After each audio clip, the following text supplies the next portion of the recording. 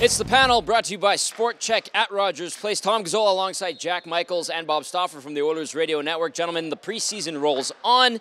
We've seen a split squad game between the Oilers and Flames. We'll start there. What did we see here in Edmonton? Because all three of us were at that game. Well, first and foremost, we saw a ton of power plays, 18 combined to be exact. The Oilers banged in 3. And, you know, moving forward, if the standard is going to be enforced, and it is in the rule book as far as the slashes in the hands, I think it's going to ultimately favor Edmonton long term.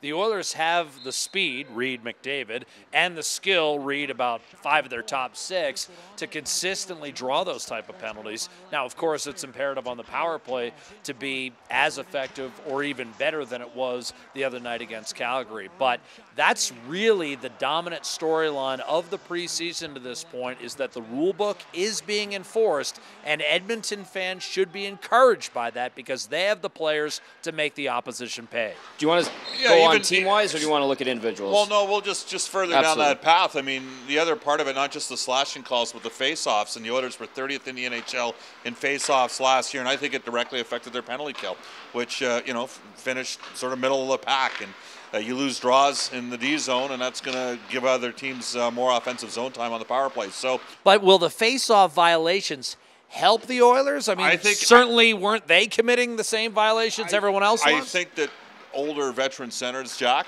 they cheat more, and it might help a 24-year-old Ryan Nugent-Hopkins, a 21-year-old Leon Draisaitl, and a 20-year-old Connor McDavid, maybe to have a little bit better chance to improve those face-off numbers. Edmonton has to be better than 47% this year. They're 30th last year in the NHL. So I agree with you on the penalties. It was interesting. Last year, fewest power plays in the NHL since 1979-80. And that's as far back as you can actually check that stat out. So from that end, those two rules, I mean, I think those were the things that caught our eye the most. Otherwise, it was, you know, another pair of victories against Calgary in preseason games with split squad games.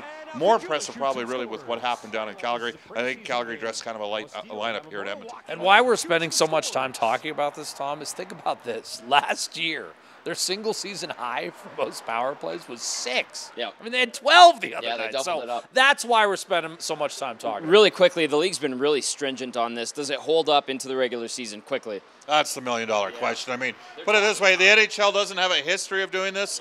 When they came out of the lockout year in an Olympic year in 05-06, they had a lot of power play, a lot of 5-on-3 goals. Ilya Kovalchuk had 56 power play points that year.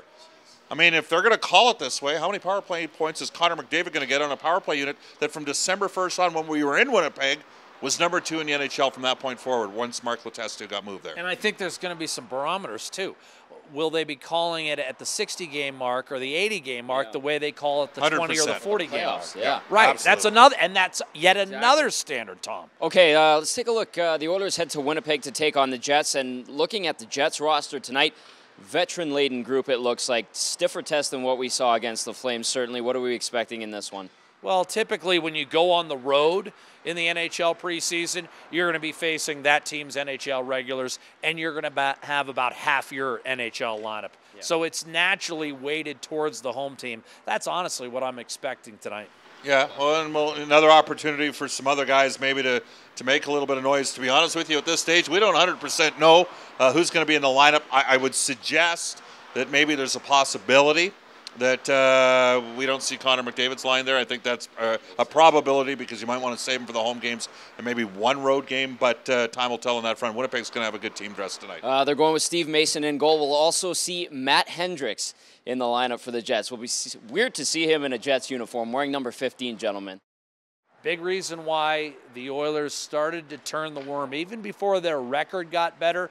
I think Matt Hendricks played a significant role in that dressing room, improving from a leadership standpoint and from an overall perspective in the NHL. I think Matt Hendricks taught a lot of people who are still playing for the Oilers how to be pros. One of the good guys in the league. We'll see him tonight. The Oilers and Jets, 6 p.m. Mountain Time. Jack and Bob have the call for you on 6:30. Ched, I got you covered right here on EdmontonOilers.com.